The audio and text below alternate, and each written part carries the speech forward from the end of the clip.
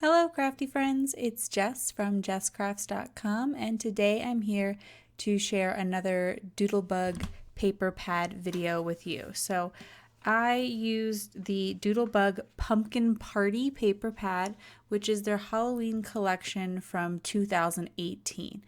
I do find that they release their collections quite close to the holiday, so the 2019 paper pad wasn't available till I think the beginning of October, so I usually am like a year behind. But I bet some of you still have this paper pad, and I know that it's still available, so I wanted to share my ideas for it.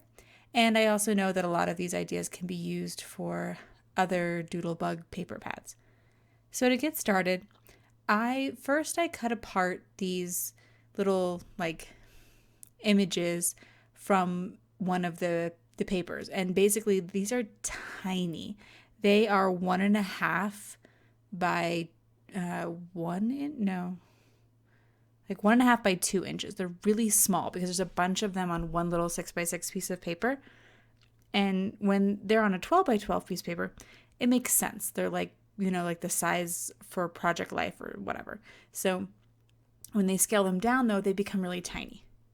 With that in mind, what I decided to do was to mount them all on some cardstock. So I took these 2 by 1.5 little pieces, and then I mounted it so they would be 2.5 by 2 inches. Knowing that I had a whole bunch of 2.5 by 2 inch pieces to work with, I went to Pinterest, and I looked for a bunch of card sketches that featured like a small rectangle. And not all of the card sketches have sizes on them, like measurements.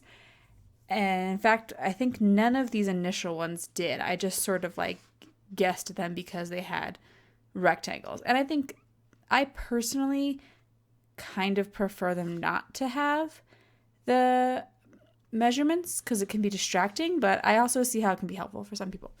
But anyway, I picked out 4 sketches with small rectangles. There was the Freshly Made Sketches 95, 116, and 108. So that one, that blog was really popular for me this time. And an MFT Sketch 273. In the video description, there will be a link to my blog. And on my blog, I'll have links to the card sketches, and I'll mention the names of them and the numbers and everything again. Because, yeah, saying, oh, I found them on Pinterest doesn't mean anything. There's people out there who are working hard to make these sketches, and I want to make sure that they get credit. So I will link back to the original sources as well as linking to my my Pinterest board. So if you want to follow and see some of the sketches that appeal to me, you can. So to get started, I am working with the My Favorite Things 273 sketch, and I basically wrote down some measurements for myself. I decided for this crafting session, these are what the measurements of this card is going to be. And part of the reason that I did that was so that I could optimize using the paper. There's only so much paper in the kit. It's double-sided, which is awesome and much more versatile, but I wanted to make the most of it. I don't want to have a ton of scraps, and when I do have scraps, I want them to make sense. So, for instance, I decided, and these measurements will be part of the blog post because I think it's a little bit easier to share them there, since you can, take a time and you take a beat and write down the measurements and that kind of thing. So anyway, I decided that if my 2.5 by 2 square was the focal point there, that I would do a 2 3/4 by 3 1/4, all in inches, rectangle for the next thing. I'll probably mix up square and rectangle. Sorry about that. Obviously, there's a difference. And there's a 3.5 by 5 1/4 piece. So that's this big stripe piece here that I picked out is the 3.5 by 5 1/4. And the other scrap that got cut off of it, I will have plans for. And that's why I was actually working on Freshly Made Sketches 116 and using some of the scraps to already start composing that card so that I am optimizing my paper. So I lay down the 2 bigger rectangles, and then these banners, looking at the sketch, are supposed to go on top of those, but below the main focal point image. I think that worked out really well. I did choose to mix it up just a bit by extending them further than in the sketch. I mean, things like that, like you probably don't even notice.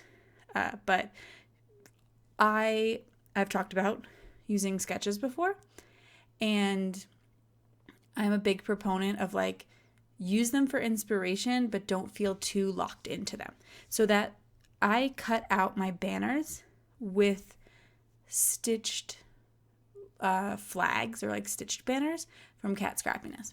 And the reason that I did that was because I knew I was going to be using the other end. Like, it is really fast to just clip little banners into the edges, but since I knew that several of my sketches included these banners, I thought, and that I was making simple cards, it made sense to kind of do it really nicely, like, having that little extra detail as opposed to simply trimming things with scissors. So some of the things are cut with, like most things are cut with my paper cutter and they're plain, but just trying to add little small details like cutting out the banners. So with the dies instead. You could, of course, cut all your rectangles with them, but I do find that uses up more paper, because if you're cutting like a 5 1/4 by 3 1/2 rectangle, you're usually using like maybe 1/8 of an inch more of the pattern paper around the edges. And it's just not something that I thought made sense for trying to really use up an entire paper pad. But that's just a personal preference. I know there's like different approaches to using paper pads. Some people definitely prefer to add more layers than I do when I am working with these paper pads. I find that really makes things a lot more time consuming. And so I don't, do as well, and I wouldn't do as much because, I'd probably still finish the paper pad, but like, I guess I get like a little bit more bored. I don't know what the right word for it is, but just that I personally don't find all the extra layers to be worth the time. I don't know that it makes it look that much nicer. Well, not even that. Like, I do love the way other people's turns out, so I just don't know if it's worth it for me. Like, I guess I'm a simpler scrapper. I am using a lot of white space on these. So here I am doing Freshly Made Sketches 108, and you could use a background paper, but I'm choosing to leave it white. And 2 reasons there. 1, because I'm going to be able to get a lot more out of my paper pad if I'm not also using a big chunk for the pattern, like for the background. So if underneath that like candy paper that's there, if I had another simple pattern paper, it would use up a lot more of my paper pad, which maybe that's a good thing because you're not trying to get 30 cards, you're only trying to get 12, and that's fine. That's not what I was trying to kind of maybe get a few more cards out of it. But the other thought is these pattern papers are very well coordinated. They go together very well, but they can still look kind of busy. Like, there's still a lot of patterns going on there. I have a pattern for each of the little banners. I have a pattern for the strip across the middle and that layering. And so I do find it gets to the point where there's too many patterns. And again, that's why some people do that background layer. Like, they just mat everything. They put, black or whatever coordinating cardstock around all of it. And so I think that, from that perspective, that's a smart idea to break up patterns. So if you're the kind of person who wants to use more patterns, but you're sometimes concerned they get a little bit busy, that's something that's, the style that you might personally prefer. And those little banner pieces for sketch 108, were the pieces that I cut off the My Favorite Things sketch 273. So the scraps from one card became like an element on another card, which made it really easy. I didn't have to like cut more banners for it. And so this here is the Freshly Made Sketches 116. In the original sketch, there's only the one rectangle, but I chose to layer 2 rectangles, like make a slightly, I did a 3 by 2.5 with the 2.5 by 2 cut apart piece layered on top of it. And then again, I just used my cat Scrappiness stitched banners to cut those, and I laid it on a white background paper. I think that you could certainly have used like a more coordinating background cardstock, like instead of using white like I am here, using a black or an orange. I mostly just personally prefer the white. That's why I did it. And also, I have a lot of white. It's also easy to write on the inside of the cards, because if I were to put it on like black cardstock, I'd have to line all of the cards to use them. And speaking of using the cards, and this will come up more at the end of the video too, I'm going to be donating most of these cards. I like to donate to organizations such as Cards for Hospitalized Kids, but there are a variety of other organizations that I donate to as well. And on my blog, which again will be linked in the video description, you can find a whole bunch of places to donate your cards, and also a lot of resources about donating your cards.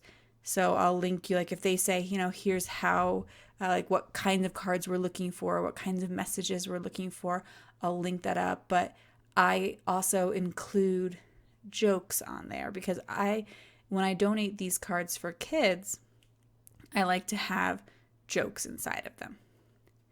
When I do the Freshly Made Sketch 95, which I just finished a card with it, and I'm doing another card right now with it. I'm doing this sort of pumpkin card, and I just really went all out on the pumpkins for this one. I chose the pumpkin paper to go with the pumpkin cut apart. I'm just ignoring that there's a circle in the sketch. So again, I don't care or I don't care to follow the sketch exactly. I don't think that really matters. It would be a good opportunity if you wanted to maybe add an extra embellishment or use something from your stash. Like sometimes when I go through a paper pad, I'll also pull out all like my enamel dots or all my buttons or all my ribbon, and I'll try to use a bunch of that at the same time, so that I'm using a paper pad and using my stash. This time I chose not to do that, but that could be one way of incorporating that. So here I have another one of these cut aparts, and I'm still looking to work with sketch 116 from Freshly Made Sketches, which is the one with all those banners behind it, but I'm looking to make the card face the opposite way because my cut apart faces the opposite way. And again, what's great about sketches is being open to sort of like working with them and not like pigeonholing yourself into like, oh, well, the sketch is only this way, easily just turning it onto its side. And now I have a slightly different way of working with it. But I was really making a point to go through and look at all the scrap pieces. I was not about to cut anything new. So I made a lot of cards, and a lot of them are similar because I used the same sketch. So like, the pumpkin card here is the same as the haunted house card. And so I have cut out some of that stuff from the video. Those are like the flipped sketches that I was just talking about, because these videos can be very, very long. And I'm never quite sure what is most helpful to you about them. Like, is it seeing the assembly of the card, or is it just hearing all the little like thought process parts of it? I personally find the thought process part of it to be the most helpful. I remember years ago when Christina Warner used to use a lot more pattern paper. And, back when it was kind of more popular, I feel like sometimes stamps are a bit more popular for card making than pattern paper anymore. And so it's more rare to find a video where someone is talking about like how to use pattern paper or using it to make cards. So I'm just always taking my best guess with what I decide to talk about during these videos. So here again, there's as I sort of think about how do I want to assemble this card, I am okay with going to the pattern papers because I've used up a lot of scraps in those previous cards. Like eventually my scraps get so low I have to go to the paper pack to start making, like having something to work with. So here I looked at the trick-or-treaters and I thought, well, I may as well match them with the trick-or-treater pattern paper that's out there. So that's what I've done here. And again, this is going to be like a riff on one of the sketches. It's not exactly following any of them because my orientation has changed. Now, once I had made all of those, I had felt like I made like quite a few cards and I was happy. And I didn't know when I started this video if my plan was to use up the entire paper pad, because the other thing that this paper pad has is these teeny tiny little cut apart things. And I was like, these are not big enough to be a focal point on a card. Like if that was all you were supposed to focus on, it would just feel like really small and lost, I thought. So I wasn't sure if I was going to use them, if I was just going to make cards without them, because the other thing is Doodlebug now has stamp sets that go with their paper pads, which is really intriguing to me because I like coloring stamps, but I also really like using pattern paper. So I can't decide if like going forward I'd want to get some of the stamp sets, and I don't know if I would use them outside of using the pattern paper. But anyway, so what I decided to do was I cut blocks of black pattern paper, or not pattern paper, cardstock, and I thought, well, I'll mount them in 3x3 squares, or like, because you need basically about 1.5 inches of matting for every one of these squares, because they are, I believe, like 1.25 inch squares. So if you do 1.5, it gives you some like border room on them, I think. I'll again try to make sure I do a better job with the measurements in the blog post. But when I cut out the blacks, I realized some of the backgrounds themselves were black, so I was going to need to cut out some additional ones. And I thought making them into like sets of 4 and 6 made them substantial enough to go on a card and be the centerpiece. I will say in the end, I didn't love the 6-piece one because it took up so much of a card, and it was harder to find 6 of them that I thought like went really well together, because I'm trying to, think a little bit about the sentiments. I'm not worried too much about it. There are some that seem like there's one that's like Ghouls Night Out, which I'm like, I don't know why that would be on the front of a card. Like the Happy Halloween is just like, well, that makes sense. But I try not to like worry too much about it or try to think of them all as being sentiments, because I don't think that's going to be how it's interpreted. And I try to remember sometimes like these are going to go to young children who are probably not going to overthink this so much. They're going to be like, that's a cute little kitty, and move on with their day. And hopefully enjoy the joke, but like, just like they're going to just enjoy the patterns for what they are. So when I cut out this piece, I realized that I wasn't really paying attention, because the thing about double-sided pattern paper is it gives you a lot of choices, which is awesome. But it also it can have a direction to it. And if you're looking at the wrong side when you cut it, you'll run into the problem I have here, where I thought I had, you can see how the two little scraps there that I'm trying to use on the side of the card are like facing two different ways. So tip, if you think the directionality matters, make sure you're paying attention to that when you cut. I got lucky that I had like enough little pieces that I found two that were the right direction. But, one of the things about double-sided paper, you got to consider both sides when you're, cutting away there. So that's going to be this, as you can see, my sketch paper has changed because I picked out 4 new sketches knowing that I was going to be working with these like squares instead, and they're like a little bit bigger and more substantial. So I wanted card sketches sort of had that in mind. And so I picked out some that actually had circles, and I was just going to use the squares instead. Like, I intentionally knew that.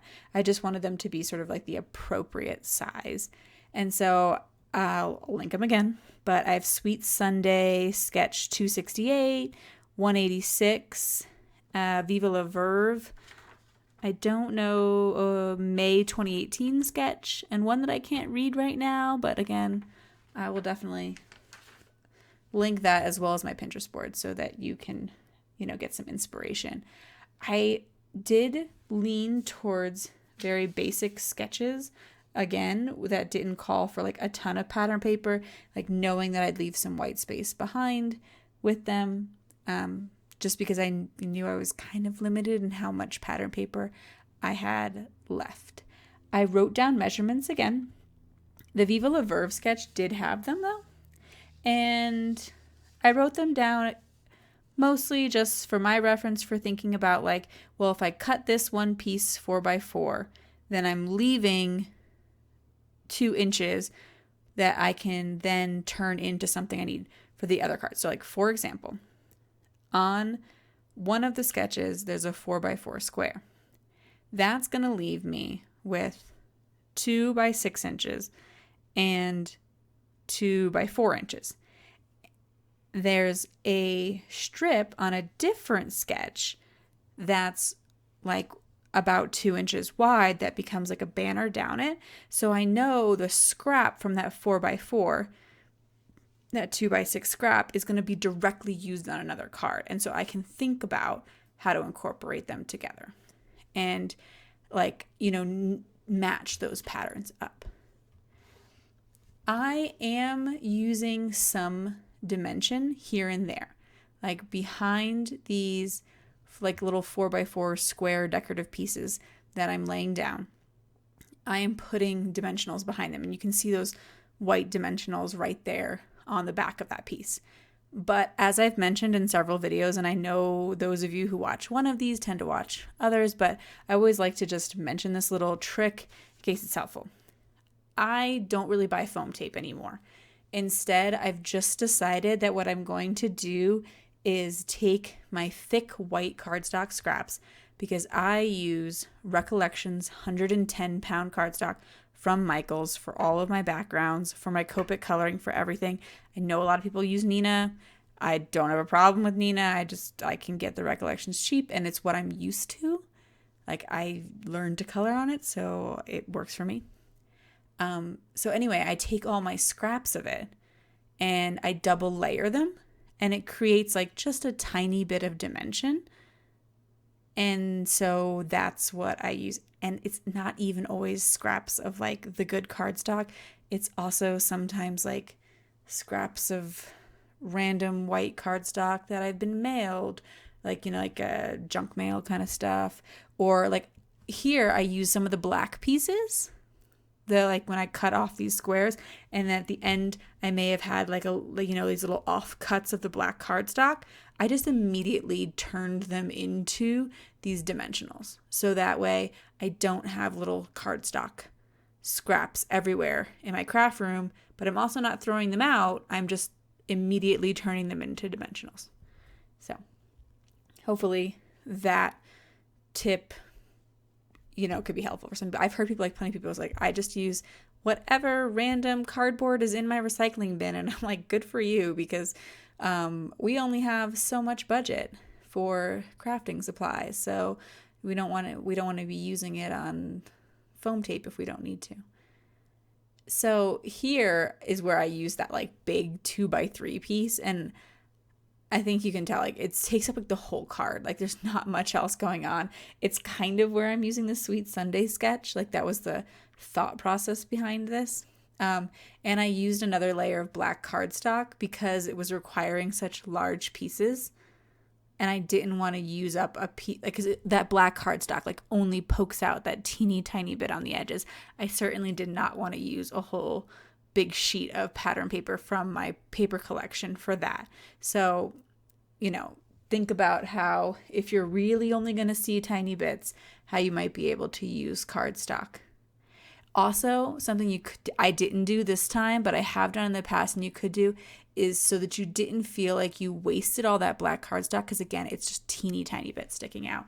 You could cut a shape out of the center of it, like get a stitched oval or whatever, and run it through your machine. And then that way there'll be a hole in the paper, but you're going to cover it with their pattern paper. I hope that makes sense, but I do try to do that sometimes. All right, so I have 2 of the, like, what are they, 3x3 squares left, and then I showed you like most of the pattern paper that I've left. Like I'm always going to get to this point in the video when I do these 6x6 pads where I have I'm like running out of stuff to work with. Although, actually, something that you wouldn't know if I didn't tell you right now is that I bought the like bits and pieces that go with this paper pad.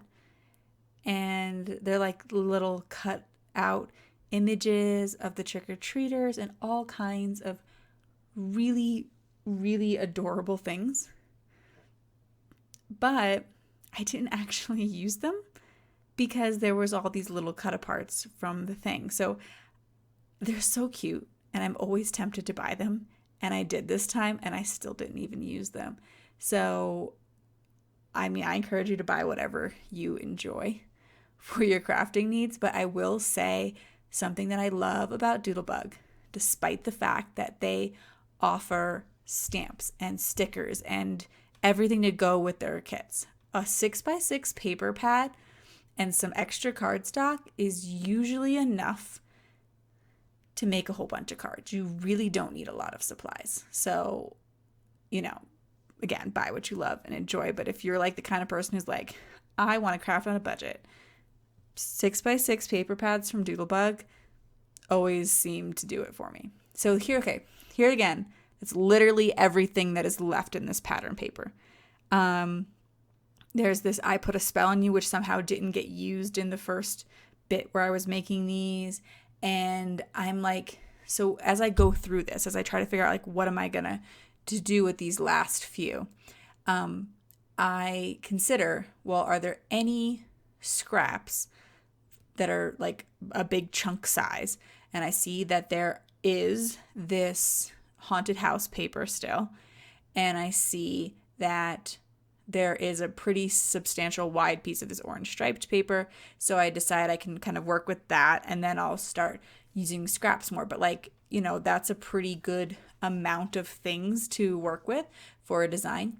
At this point, I am using my scissors to cut banners as opposed to using any dies. And that's mostly because when I've gotten to this point of working with things, I'm like just trying to squeeze out a few more cards quickly as opposed to maybe trying to make the best cards I can. I think they still turn out cute. I don't think there's a big difference between, that stitched banner and that unstitched banner. But so anyway, I decided there's a lot of strips of pattern paper left, and I've been using a lot of these banners that, really kind of grounds those images. So my witch cards are a little bit different. They're not exactly the same card, but for me, that's the sort of process that I go through is like, okay, what are the biggest chunks I have left? And I start from there.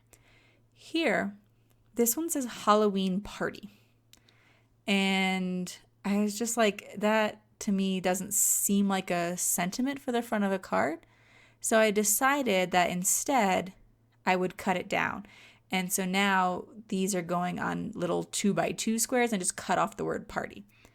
I will say that Doodlebug paper collections do sometimes strike me as like designed for scrapbookers. And that's totally fine.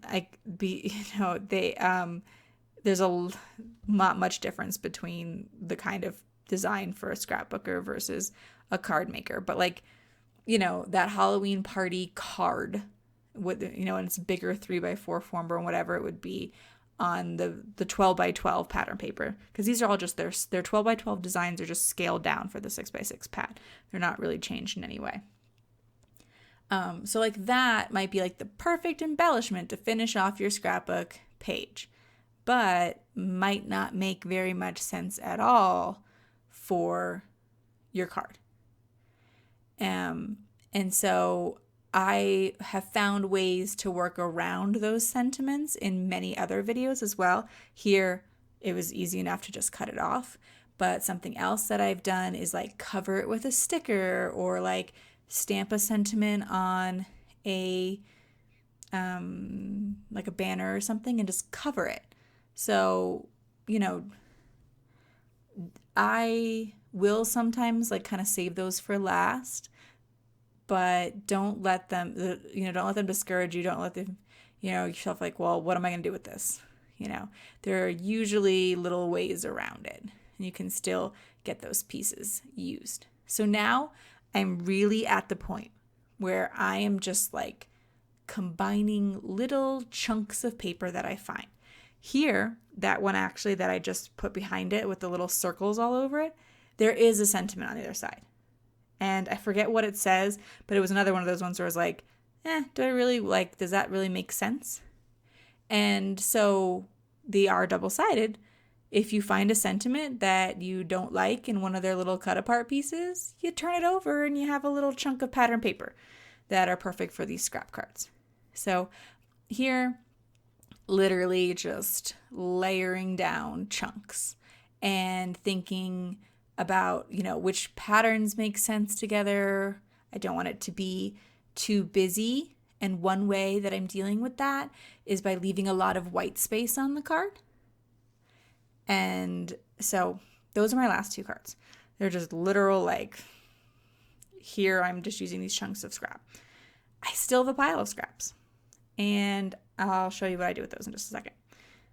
But these are the jokes that you can get on my blog. You can download or just print from, you don't even have to download, a bunch of Halloween jokes. I actually have 2 sets now because I wanted to add more. And it says, I hope you enjoy this Halloween joke. There's a joke, and it says, have a happy Halloween.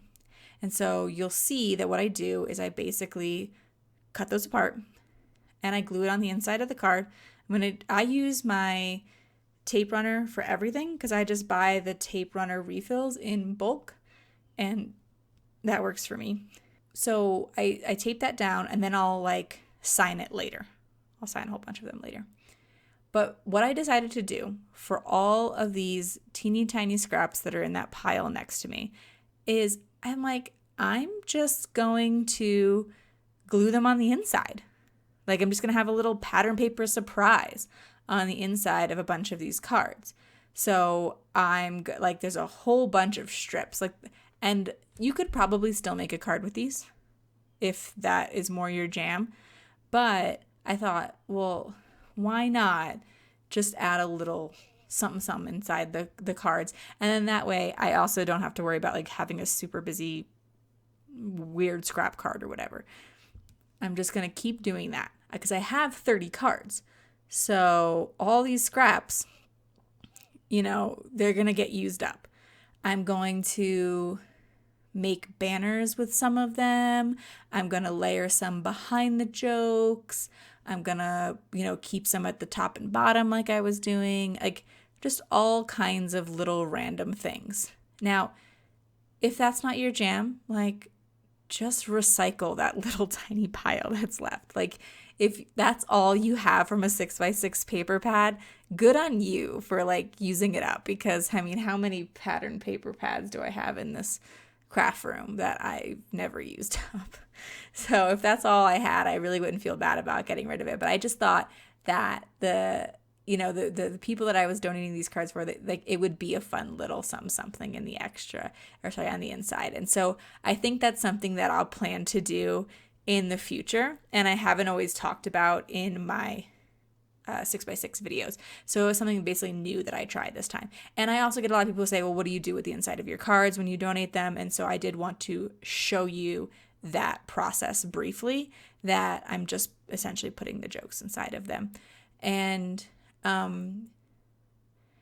I have formatted these jokes, like, so it's all that extra stuff, and so it saves me some time. But if you're wanting to add a little bit more of a personalized touch, then I would recommend like just writing out the jokes instead, like still, bringing them up on my site, or just, I literally always just Google Halloween jokes for kids, and, stuff comes up to use. Anyway, that's it for my video today. I hope that there was something useful about this video for you. It gave you some inspiration. I hope that you're enjoying making Halloween cards and getting ready for Halloween to have some fun there. Thank you so much for watching. I'll leave you links to the sketches and products and my blog and the jokes and all that in the video description below. If I forget something, please let me know. Leave me a comment letting me know what is useful about these videos so that I can keep up the useful parts, or just let me know what card you like. I like hearing some feedback from you guys. And thank you so much for watching. Have an awesome day. Bye.